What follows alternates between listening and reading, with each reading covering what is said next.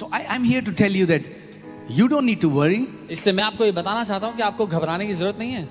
No power on earth has ever been able to contain the body of Lord Jesus Christ of Nazareth. The church, the Bible says that his kingdom is an everlasting kingdom and there is no end to the increase of his government. कोई भी सामर्थ्य, कोई भी शक्ति आज तक पृथ्वी पर मसीह की देह को रोक नहीं सकी है. उसका राज्य जो है उसका कोई अंत नहीं, वो निरंतर फैलते जाने वाला राज्य है. Hallelujah. Good morning, church. Good morning कलीसिया, सबको सुप्रभात. New morning, new mercy, new grace. नई सुबह, नई दया, नया अनुग्रह.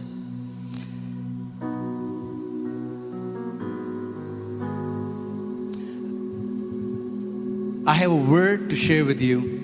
मेरे पास वचन है आपके साथ बांटने के लिए आज सुबह. Because as I was just preparing this word, I just felt that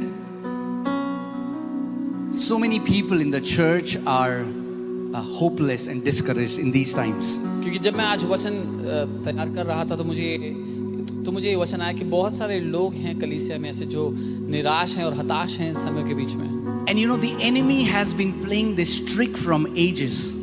और आप जानते हैं दुश्मन ये तरीका, ये नुस्खा विश्वासियों पे बहुत समय से चलाता आ रहा है.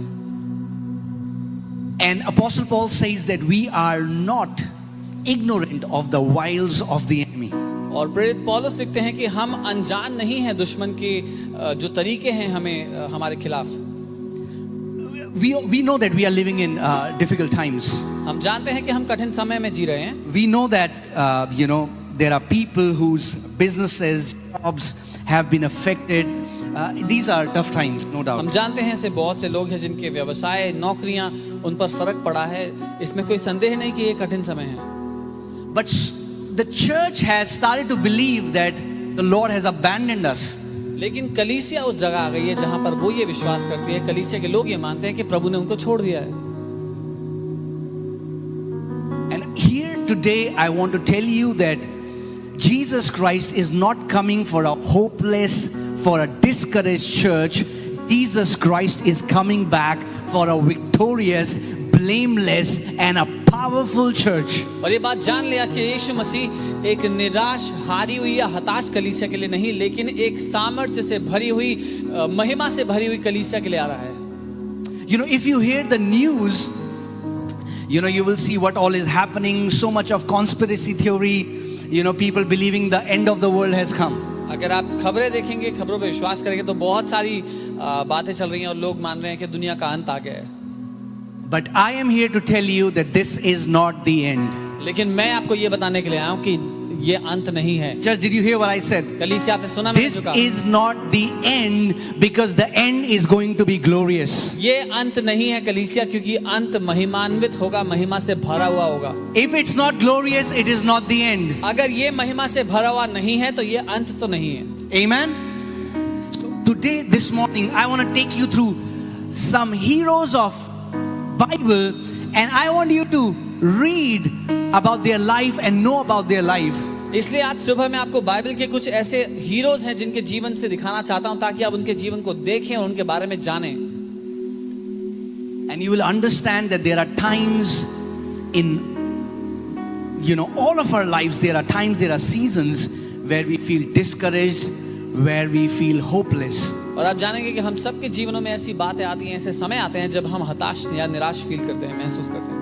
But God is a faithful God. लेकिन परमेश्वर विश्वास योग्य परमेश्वर है. Let's talk about Abraham first. I love this. बात करते हैं, मुझे प्यार है. Abraham is 75 years old. His name is Abram. और अब्राहम 75 वर्ष का, उसका नाम अब्राम है. His wife Sarai, they have no children. उसकी पत्नी सराय, और इन दोनों के कोई बच्चे नहीं है, कोई संतान नहीं. He's 75 years old and God makes a covenant with him that I am going to give you a son of promise. और वो 75 वर्ष का है और परमेश्वर उसको एक वाचा देता है कि मैं तुझे वाचा का, वायदे का पुत्र दूंगा. Now, this news is unbelievable for Abraham and Sarai. They don't believe it because biologically they cannot become parents. और अभी इस खबर पर विश्वास करना उनके लिए असंभव जैसा है, क्योंकि शारीरिक दशा में वो दोनों इस लायक नहीं कि माँ बाप बन सकें। And 1 year goes by. और एक साल बीत जाता है, Second year goes by. दूसरा साल बीत जाता है, Third, तीसरा, fourth, चौथा, fifth, पांचवा। sixth, seventh, eighth, ninth, 10th, and there is no manifestation of the word God gave them. और करते करते 10 साल बीत गए, इस बात को जो वायदा परमेश्वर ने दिया था वो पूरा नहीं हुआ, कुछ दिखाई नहीं दे रहा जीवन। Can you imagine God gives you a promise and 10 years you don't see anything? क्या आप कल्पना कर सकते हैं परमेश्वर ने आपको कुछ वायदा दिया हो और 10 साल बीत गए जीवन के, लेकिन कुछ नहीं दिख रहा उससे। And many times what we do is when God gives us a word for our destiny and we don't see anything come to pass, we take that responsibility on our shoulder that I am going to fulfill it with my own strength. और कई बार जब परमेश्वर हमें कुछ वायदा देता है, कुछ वाचा देता है और वो नहीं हो रही होती जीवन में, तो हम उसको अपने ऊपर ले लेते हैं कि परमेश्वर के इस वायदे को मैं पूरा करके रहूंगा। And that's what Abraham did. और अब्राहम ने भी ऐसे ही किया। His wife Sarai said, Abraham, I have a maid servant, Hagar, why don't you go with her? And maybe that's how God will give us kids. और सराय उसके पास आती है Abraham के पास और कहती है कि हमारी एक दासी है हेगार, उसके साथ हो सकता है तुम्हारा बच्चा परमेश्वर की ओर से होना हो। When we don't see the promise coming to pass, it's crazy how we negotiate and how we compromise to the word that God gave us. जब हम परमेश्वर के वायदे को पूरा होते हुए जीवन में नहीं देखते, तो ये हैरान करने वाली बात है कितनी आसानी से हम लोग समझौता कर लेते हैं उसके वायदे के साथ। Oh, maybe this is what God meant when He said, I'm going to do that. Oh, in this times of pandemic, maybe this is what God wants. वो शायद परमेश्वर ये कहना चाहता होगा, या उसने जो कहा उसका शायद ये मतलब होगा, या ऐसे समय में शायद परमेश्वर ये चाहता होगा। 86 years, when Abraham is 86 years now, Ishmael is born. 86 वर्ष का जब अब्राहम हो गया तो इश्माइल का जन्म होता है। Abraham disobeyed God. अब्राहम ने परमेश्वर की बात नहीं मानी उस समय। Abraham missed the voice of God. Abraham ने परमेश्वर की आवाज को चूक दिया। He went to his wife's maidservant. और वो अपनी पत्नी की दासी के साथ चला गया। Same Abraham today whom we call him the father of faith. वही अब्राहम जिसको आज हम विश्वास का पिता कहते हैं। But God did not reject him. लेकिन परमेश्वर ने उसको नहीं ठुकराया। And God has not rejected you. और ना ही परमेश्वर ने आपको ठुकराया। Maybe you have missed, you have stumbled on this way, maybe you have missed God, maybe you're not as passionate today as you were when everything was okay, but God has not rejected you, church. हो सकता है आप चूके हों, आपसे उसकी आवाज सुनने में गलती हुई हो, या आप उतने जलन को ना महसूस करते अपने जीवन में उसके लिए जितना आप शुरुआत में क्या करते थे, लेकिन उसके सब के बावजूद परमेश्वर ने आपको अभी तक ठुकराया नहीं है। The promise that God has given you will come to pass not because of you are faithful, but because God is faithful, and what He decrees from heaven, He does it. The Bible says all the promises of God are done with a yes and an amen. और वो वायदे जो परमेश्वर ने आपको दिए हैं वो इसलिए आपके जीवन में पूरे नहीं होते क्योंकि आप विश्वास योग्य हैं, लेकिन इसलिए पूरे होते हैं क्योंकि वो परमेश्वर जिसने वो वायदे आपको दिए वो विश्वास के योग्य है। बाइबल कहती है उसके सारे वायदे हमारे जीवन में हाँ और आमीन के साथ पूरे होते हैं। Then Abraham becomes 87, 88, 89, 90, no manifestation, 91, 92. 26 years after, on the 26th year, when God had promised Abraham that I'm going to give you a son, that promise came to pass when Abraham was 100 years old. और उसके बाद वो 86 वर्ष का होता है, 87 वर्ष करते करते 100 साल का जब हो जाता है, 26 साल उस बात से जब परमेश्वर ने अब्राहम को कहा था कि मैं तुझे सारा और तेरी पत्नी सारा को संतान दूंगा, उस दिन के 26 साल के बाद वो बात पूरी होती है। And because God has determined, because God had chosen that Abraham will become the father of nations, Abraham became the father of nations. और क्योंकि परमेश्वर ने ये चुना था कि अब्राहम देशों देशों का पिता बनेगा, तो अब्राहम देशों का पिता बना। I am here to encourage you today that the word, the prophecy, the things that God had told you, even if you don't see any physical manifestation right now, but the reality is this, that God is working behind the scenes even though you don't see it. और वो सारी बातें, वो सारे वचन, सारी भविष्यवाणियां जो आपके जीवन पे की गई, और हो सकता है आपको वचन इस समय पूरा होते हुए ना दिख रहा हो, लेकिन उसके बावजूद मैं आपको बताना चाहता हूं, जब आप नहीं देख रहे तब भी परमेश्वर चोरी छुपे उस सारे काम को आपके जीवन में कर रहा है, ताकि वो अपने वायदे को आपके जीवन में पूरा करे। God has promised Isaac to each one of us. परमेश्वर ने हम सब में से हर एक को वो इसहाक का वादा किया है। But when we don't see that promise coming to pass, what we do is we go to Hagar, we go to our flesh, we try to create it with our own effort, with our own doing, and not trusting what God can do. लेकिन जब उस वायदे को अपने जीवन में पूरा होते हुए हम नहीं देखते, तो अपने खुद के शरीर पर, अपने खुद के कामों पर भरोसा करके हम कोशिश करते हैं कि परमेश्वर के वायदे को हम पूरा करेंगे। And the beautiful thing is, when Isaac is born, they keep his name Isaac, and I believe it's prophetic because Isaac means he loves or God loves. और जब इसहाक का जन्म होता है और उसका नाम इसहाक रखा जाना मुझे बहुत खूबसूरत लगता है, क्योंकि उसका मतलब है कि वो हंसा, यानी कि परमेश्वर हंसा। It comes from the Hebrew word Yishak. इब्रानी शब्द यिशाक से ये नाम। God laughs because he knows the beginning from the end. The same God who called you before you were born in your mother's womb, he knew you, he put that destiny in you, and he knows the path that he's taking you through. वो परमेश्वर जिसने आपको बनाया, वो शुरुआत से अंत तक सब कुछ जानता है, वो उस रास्ते को जानता है जिससे वो आपको लेकर के जा रहा है। Come on, wherever you are, if you have anybody near you, I want you to tell your neighbor, say don't be too quick to judge God. जहाँ कहीं भी आप हैं, आपके अगल बगल में कोई बैठे तो उनसे कहें कि बहुत जल्दी परमेश्वर का न्याय ना करें। Don't be too quick to come to a conclusion when you don't see the promise coming to pass. बहुत जल्दी आप परमेश्वर के बारे में एक राय ना बना ले जब उसके वायदे को पूरा होते हुए ना देखें तो। I want to tell you that your Isaac is on the way. मैं आपको ये बताना चाहता हूँ कि आपका इसहाक रास्ते में है। Yeah, it may physically you may feel like that there is a delay because so many times God doesn't work according to our timing. We want God to do it now, but God who has promised you, He is faithful, and whatever He has said He will do, He is going to do it in Jesus' name. हो सकता है आपको लग रहा हो कि विलंब हो रहा है या देरी हो रही है, लेकिन परमेश्वर आपके और मेरे समय के हिसाब से काम नहीं करता। लेकिन ये जान लीजिए, जो कुछ उसने कहा है वो करेगा, वो उसको निश्चय ही करके रहेगा। You know, the church has become so news conscious. We are watching the media, we are seeing all of the things that are happening. और कलीसिया इतनी ज़्यादा ध्यान रखती है कि खबरों में क्या आ रहा है, सब कुछ देख रहे हैं कहाँ क्या हो रहा है। And we think, oh, will we ever be able to have church again? और हम सोचते हैं क्या कभी जिंदगी में दोबारा कलीसिया में मिल Will we पाएंगे? ever have the freedom to worship again? क्या कभी दोबारा आराधना कर पाएंगे?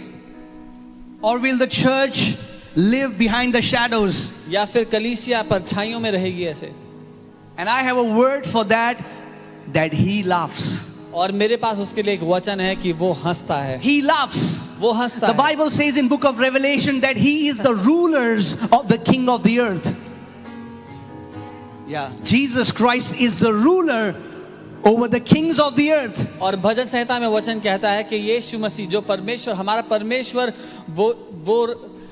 वो स्वामी है पृथ्वी के सारे राजाओं के ऊपर। When all these wicked kings come together and make conspiracy against His body, He laughs in heaven because He is above all these kings. और वो सारे बुरे राजा जब साथ मिलकर बैठते हैं और दुष्ट योजनाएं बनाते हैं मसीह की देह के विरोध में, तो वो जो स्वर्ग में सिंहासन पर बैठा है वो ठहाके लगाकर हंसता है। God is not surprised by this pandemic. परमेश्वर हैरान नहीं है इस महामारी से। It was not like God thought, oh man, what happened in 2020? I never imagined this will happen. ऐसा नहीं था कि परमेश्वर हैरान हो गया, कह रहे 2020 में ये क्या हो गया, ये तो मैंने कभी सोचा नहीं हो सकता है।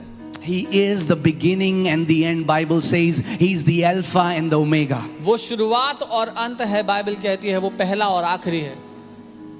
So I'm here to tell you that you don't need to worry. इसलिए मैं आपको ये बताना चाहता हूँ कि आपको घबराने की जरूरत नहीं है। No power on earth has ever been able to contain the body of Lord Jesus Christ of Nazareth. The church, the Bible says that His kingdom is an everlasting kingdom and there is no end to the increase of His government. कोई भी सामर्थ्य, कोई भी शक्ति आज तक पृथ्वी पर मसीह की देह को रोक नहीं सकी है। उसका राज्य जो है उसका कोई अंत नहीं, वो निरंतर फैलते जाने वाला राज्य है.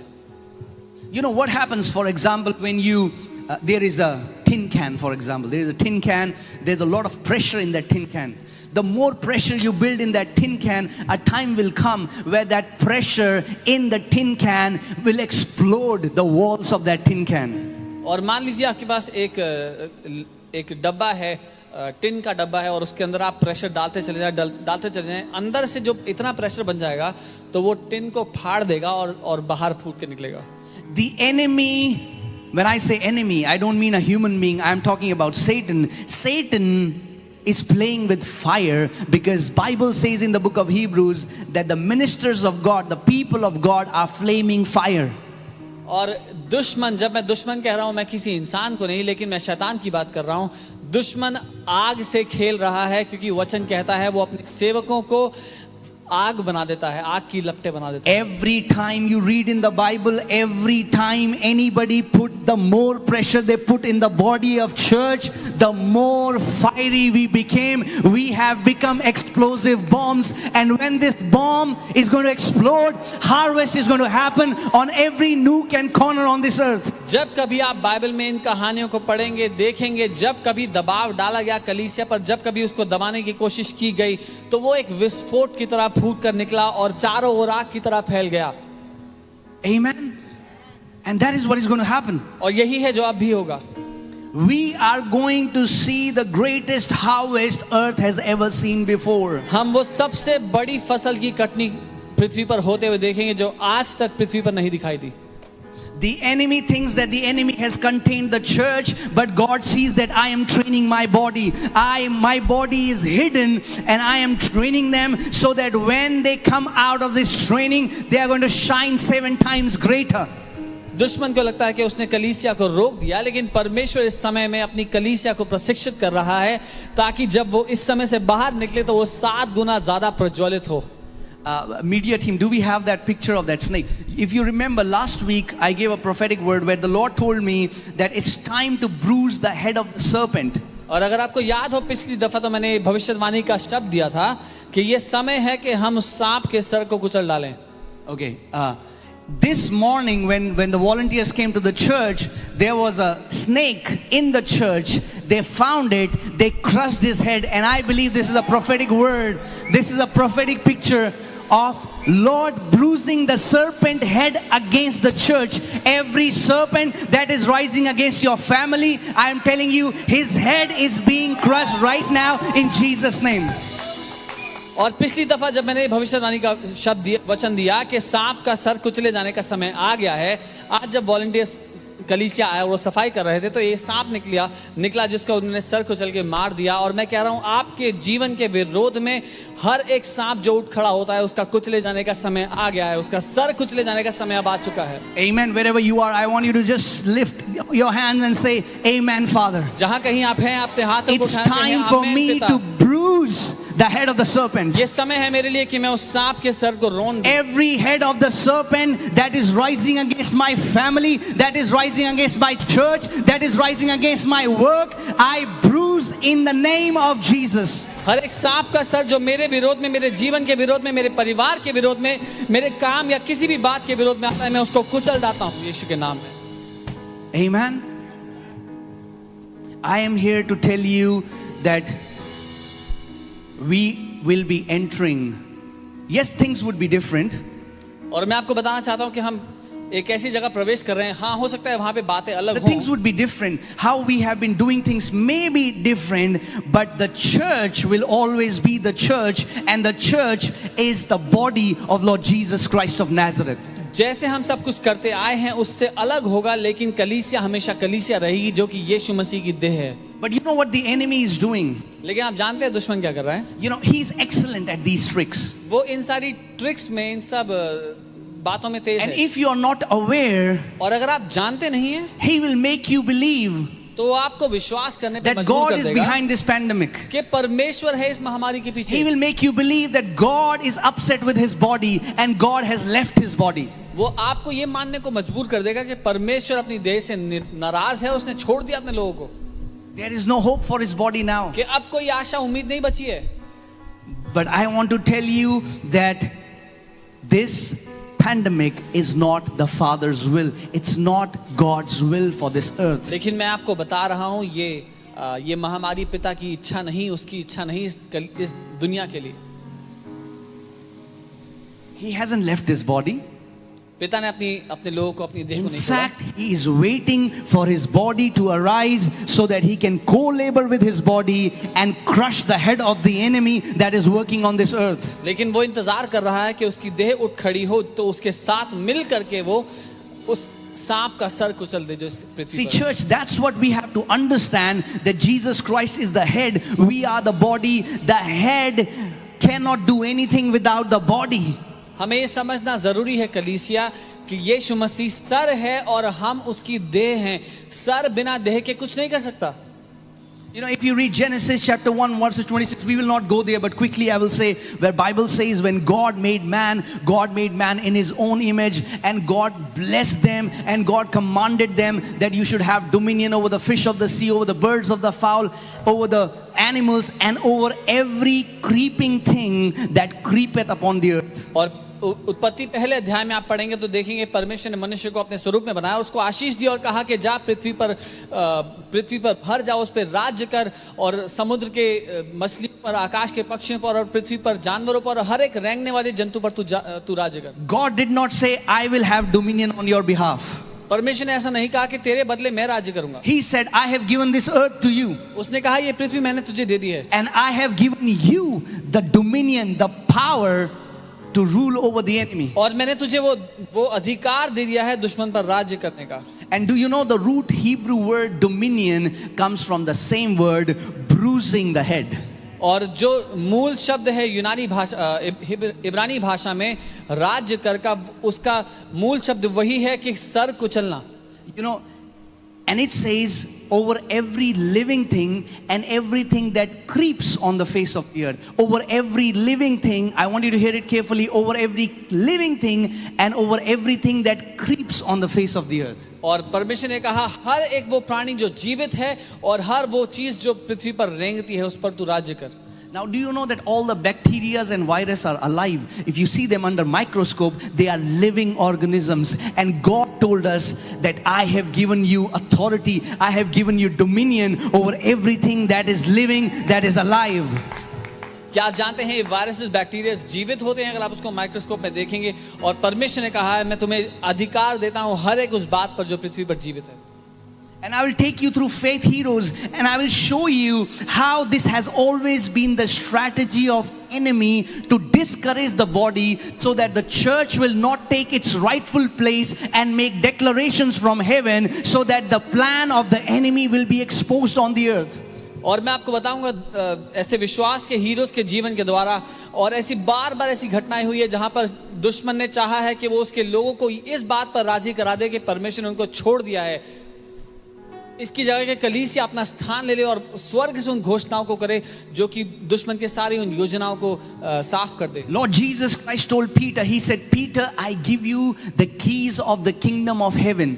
और प्रभु यीशु ने पतरस को कहा कि मैं तुझे स्वर्ग की कुंजियां देता हूं। Whatsoever you will bind on earth will be bound in heaven, and whatsoever you will loose on earth will be loosed in heaven. जो कुछ तू पृथ्वी पर खोलेगा वो स्वर्ग में खुल जाएगा, और जो कुछ तू पृथ्वी पर बांधेगा वो स्वर्ग में बंध जाएगा। And that is the keys that Jesus has given to his body, to the church. और ये वो कुंजियां हैं जो परमेश्वर ने, जो यीशु ने अपनी कलीसिया को दी हैं। If you read that verse carefully, it says the way his body operates on earth will create a ripple effect of how heaven will allow it or heaven will forbid it. अगर आप इस आयत को ध्यान से पढ़ेंगे तो आपको समझ में आएगा कि ये बात बताती है कि जिस तरह से कलीसिया पृथ्वी पर प्रतिक्रिया करती है किसी भी बात को लेकर के, वो हूबहू वैसे ही प्रतिक्रिया स्वर्ग भी उस बात के लिए करेगा। अगर हम उसको इनकार करते हैं तो स्वर्ग उसका इनकार करेगा, अगर हम उसके लिए हामी भरते हैं तो स्वर्ग भी हामी भरेगा। If I can say it this way, that for example, United States of America sends an ambassador to India and gives him this power, and they say, whatever you will allow, we will allow from US, and whatever you will not allow, we will not allow from US. और वो ऐसा है, मान लीजिए एक राजदूत US से India में आते हैं और कहते हैं कि जो कुछ आप भारत देश में होने के लिए अनुमति देंगे, यूएस से हम भी अनुमति दे देंगे, लेकिन जो कुछ आप मना करते हैं कि भारत देश में नहीं होना चाहिए, वो यूएस से हम भी मना कर देंगे, वहां ना किया जाए. Understand the kind of power and authority Jesus has trusted his church, his body with. उस अधिकार को समझ के देखिए जो यीशु ने अपनी कलीसिया के हाथों में सौंप दिया है. But what is the church doing? लेकिन कलीसिया क्या कर रही है उस The अधिकार enemy का? has discouraged the church, believing that the Lord is upset with us, the Lord is not happy with us, and because of that, the church, see, the Bible says we come boldly before the presence of God, and the enemy wants to steal our boldness to stand with God and make declarations. दुश्मन ने बार बार कलीसिया को, मसीह की देह को इस बात पर लाने की या मनाने की कोशिश की है कि परमेश्वर ने हमें छोड़ दिया है, हमसे वो नाराज है. बाइबल कहती है आओ हम हिम्मत से परमेश्वर के सामने आकर खड़े हो जाएं, उसके अनुग्रह के सिंहासन के आगे. दुश्मन हमारी वो हिम्मत चुराना चाहता है ताकि हम परमेश्वर के साथ मिलकर कुछ ना कर पाए. Or if I can say this, church, या मैं अगर ये बात कहूं, कलीसिया, without boldness your faith will never operate. बिना हिम्मत के आपका विश्वास कभी काम ही नहीं करेगा. Faith never operates in a guilt-stained conscience. विश्वास कभी भी दोष में डूबी हुए विवेक के द्वारा काम नहीं कर सकता. If you faith will never work with self-pity prayers. You have to understand and take up your rightful place and as an ambassador of Lord Jesus Christ of Nazareth, and make declarations by faith, and whatever you will decree on earth, the Bible says will be done from heaven in Jesus name. अपने आप पर दया दिखाने वाली प्रार्थनाओं के द्वारा कभी भी विश्वास काम नहीं करेगा, लेकिन आपको अधिकार लेकर जो परमेश्वर ने आपको दिया है उसके द्वारा वो घोषणाएं करनी पड़ेंगी यीशु के नाम में, तब वो बातें आपके लिए होंगी. Amen. Church, the enemy is just trying to play tricks on our mind. दुश्मन केवल हमारे दिमाग पर ये तरकीबें लगा रहा है और कुछ नहीं. And I'll show you from the scripture. Okay, let's see Moses. हम मूसा को देखते हैं. Moses, this great deliverer who is born. मूसा ये महान उद्धारकर्ता जो जन्मा. In fact, Satan was so afraid of Moses and what he will do, that same like he did with Jesus, he killed all the babies under 3 years old. और शैतान इतना घबरा गया था जब मूसा का जन्म होना था, तो वो जो उसने यीशु के पैदा होने के समय में किया, वही उसने मूसा के समय में भी किया. 3 साल के नीचे के जितने इब्रानी बच्चे थे उन सबको मरवाने के लिए ऑर्डर आ गया. Now Moses rose up in this amazing palace of Pharaoh with all the luxury, before him. Anytime he wants, at the reach of his hand, he is like in a top billionaire's house in that time. और मूसा की परवरिश जब होती है तो वो उस महल के अंदर होती है फिरौन के, और वो एक बहुत ही अमीर बच्चे की तरह पलता है, बढ़ता है, जो कुछ उसको चाहिए सब कुछ उसके लिए मुहैया है. Now Moses is young, passionate, and he knows that God has called him to be a great deliverer of Israelites. अब मूसा जवान है, परमेश्वर के लिए जलन से भरा हुआ है, और जानता है कि वो अपने लोगों को, इजरायलियों को छुड़ाना चाहता है. And he knows this is my time. और वो जानता है कि यही मेरा समय है. I think one of the biggest mistake that we do with God is we misjudge time. सबसे बड़ी गलती जो हम परमेश्वर के साथ अक्सर करते हैं वो ये है कि हम समय को चूक जाते हैं. We think we are ready when we are not ready. And we want to receive things without going through the journey. हमें लगता है कि हम तैयार हैं जब हम असल में तैयार नहीं होते, और हम तब सब कुछ हासिल कर लेना चाहते हैं जब हमने उसके लिए यात्रा पूरी नहीं की. So Moses is young, is passionate, is in his,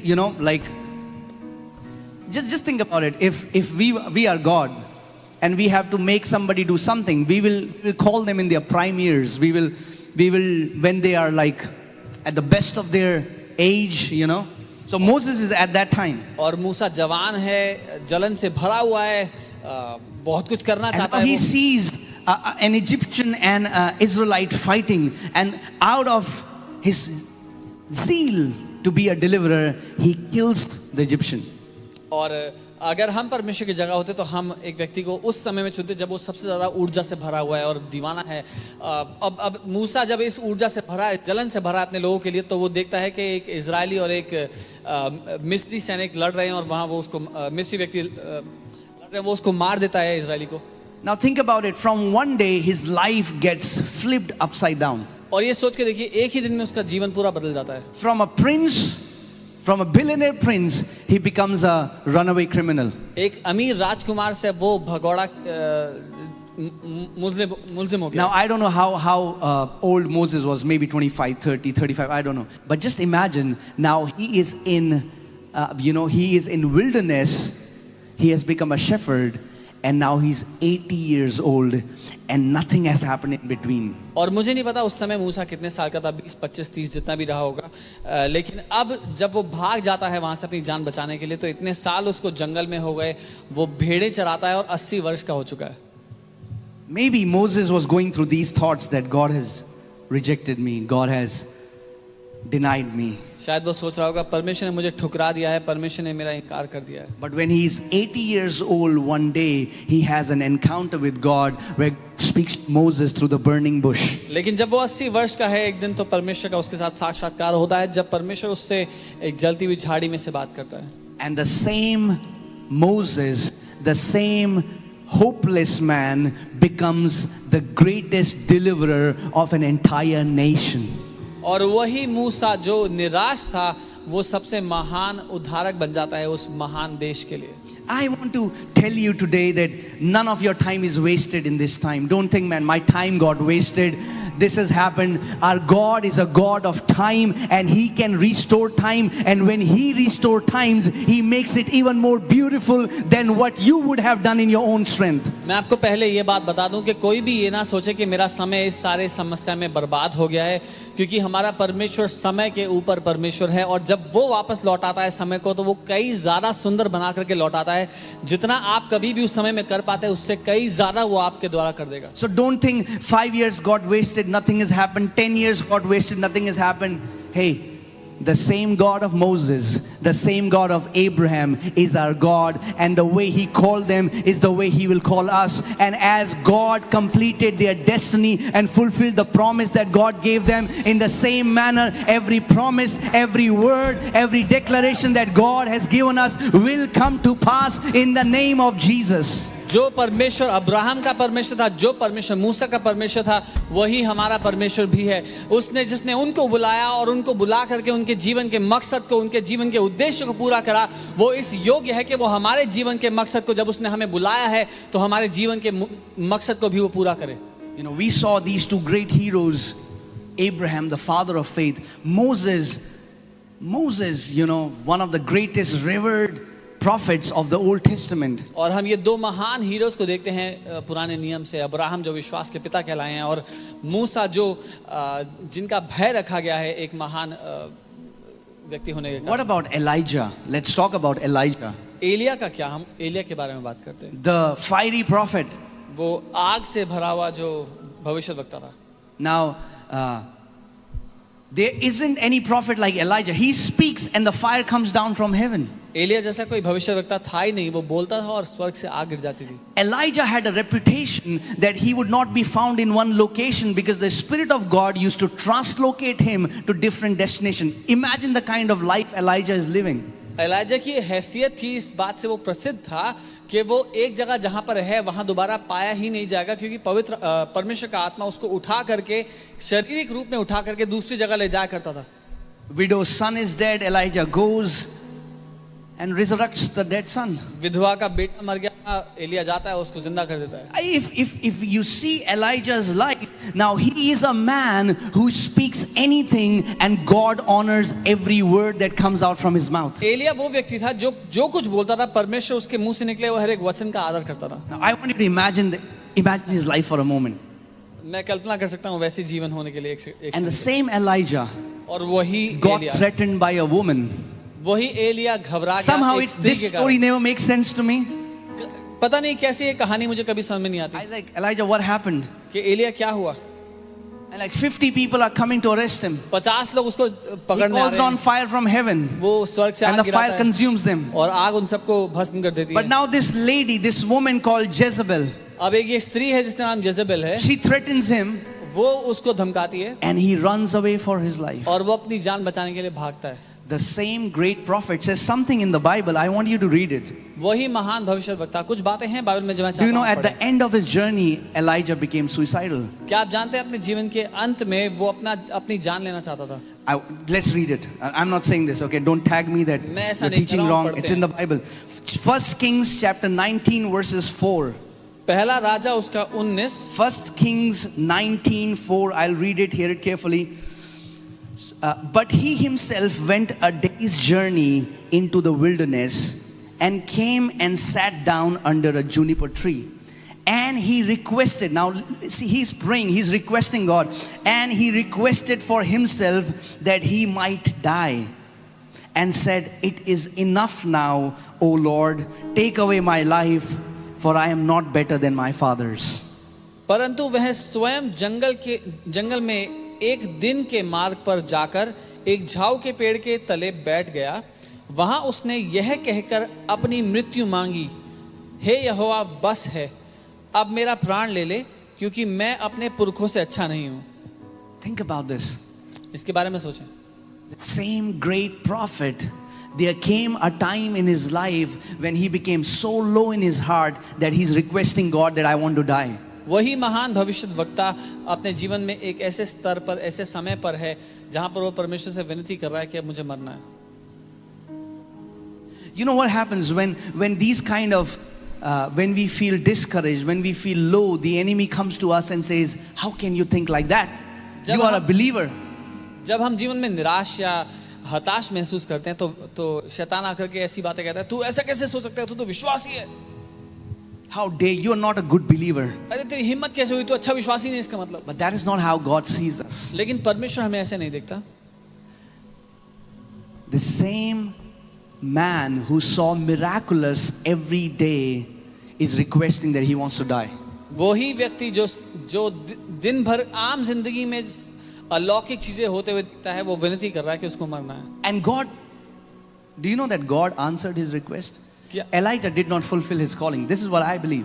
क्या आप जानते हैं परमेश्वर ने He went उसकी, before his time because he requested God. क्या आप जानते हैं एलिया ने अपने समय से पहले जाना मांगा और परमेश्वर ने उसकी विनती को सुना। मेरे मानना है कि एलिया ने अपनी बुलाहट को पूरा नहीं किया, But अपने look समय at से the पहले किया। way God called him back home. God sent him the chariot of fire. The greatest honor God had to give him, God gave him. लेकिन जिस तरह से परमेश्वर ने उसको वापस घर बुलाया, वो सोचे वो आग से भरा हुआ रथ परमेश्वर ने उसके लिए भेजा, सबसे बड़ा आदर परमेश्वर ने उसको दिया। God does not judge us one day about how we are feeling. Every day it does not change. He sees us as he sees us from beginning to end, and nobody can change that picture in his mind what he thinks about us. परमेश्वर जैसा हमें देखता है वो इस बात पर निर्भर नहीं कि आज हम कैसा महसूस कर रहे हैं और कल हम कैसा महसूस करेंगे, लेकिन जो हमें वो देखता है वो उसी नजर से हमें देखता है। And we were talking about Moses and Elijah, and think about these are the two people again. When Jesus was on the Mount of Transfiguration, they both appeared and ministered to Jesus. और मूसा और एलिया की जब बात कर ही रहे हैं तो याद कीजिए, ये दोनों वही लोग हैं जब यीशु का रूपांतरण हुआ उस पहाड़ के ऊपर, तो वो दोनों लोग आए और यीशु की सेवकाई की। Do you know there is one more prophet to whom Jesus said he is the greatest prophet? क्या आप जानते हैं एक और व्यक्ति है जिसके लिए यीशु ने कहा ये सबसे महान भविष्यद्वक्ता है? Do you know who that is? John the पता है कौन है? Baptist. यूहन्ना बपतिस्मा देने वाला। Think about this great prophet. He's little weird. इस महान भविष्यद्वक्ता के बारे में His सोचें। clothing style is very different. थोड़े अटपटे हैं, थोड़ा कपड़े अलग से पहनते हैं Okay, wears camels robes and eats honey and locust. और ऊंट की खाल पहनते हैं और But शहद और Jesus said टिड्डियां he खाते हैं। is the greatest prophet ever born from a woman. और यीशु ने ये कहा कि ये सबसे महान भविष्यद्वक्ता है जो कभी भी एक स्त्री से पैदा होगा। He looked at Jesus. Isaiah and all these prophets foretold of a coming Messiah. और यशाया और सारे भविष्यद्वक्ताओं ने भविष्यवाणी की थी एक आने वाले दिन के लिए जब मसीहा But there आएगा। was no prophet who could look at a man and say, "This is the Lamb of God who takes away the sins of the world." लेकिन कोई भी ऐसा भविष्यद्वक्ता नहीं था जो जिसने देखा हो उस उद्धारकर्ता को और सामने देख करके कहा हो कि ये है वो परमेश्वर का मेमना जो दुनिया के पाप ले जा रहा है। But John the Baptist saw Jesus coming out of water and he said, "Behold the Lamb of God who takes away the sins of the world." लेकिन यूहन्ना बपतिस्मा देने वाले ने जब यीशु मसीह को पानी से निकलते हुए देखा तो कहा, देखो ये परमेश्वर का मेमना जो इस जगत के पापों को लिए जा रहा है। And then after some time, John the Baptist is sent to jail. और थोड़े समय बाद यूहन्ना बपतिस्मा देने वाले को जेल हो जाती है। Do you know John the Baptist now sends his disciples to Jesus क्या आपको पता है यूहन्ना बपतिस्मा देने वाला अपने चेलों को भेजता है यीशु मसीह के पास and says, ask him, are you the real Messiah or should we wait for somebody else? और उनको कहता है जाके एक बार उससे पूछो कि क्या तू ही सही में वो वाला मसीहा है या हम किसी और का इंतजार करें। The same prophet who declared before the world, behold the Lamb of God, has now come in doubt. वही भविष्यद्वक्ता जिसने घोषणा की थी कि ये परमेश्वर का मेमना है, अब उसको शक हो रहा है। But did God reject him? लेकिन क्या परमेश्वर ने ठुकरा दिया उसको? No. जी नहीं। I am here to tell you that Jesus Christ will never reject his body no matter what. मैं आपको ये बताने के लिए यहाँ पर खड़ा हूँ कि यीशु मसीह कभी भी अपनी देह को नहीं ठुकराएगा, चाहे कुछ भी क्यों ना हो। You can have days where you feel great, you can have days where you feel terrible, but that does not change of your reality. Your reality is you are born of God, you are the flesh of his flesh, and you are the blood of his blood. ऐसे दिन होंगे आपके जीवन में जब आप महान महसूस करेंगे, लेकिन ऐसे दिन भी होंगे जब आप निराश महसूस करेंगे। चाहे कोई भी दिन क्यों ना हो, आप उसकी हड्डी में से हड्डी, उसके मांस में से मांस हो।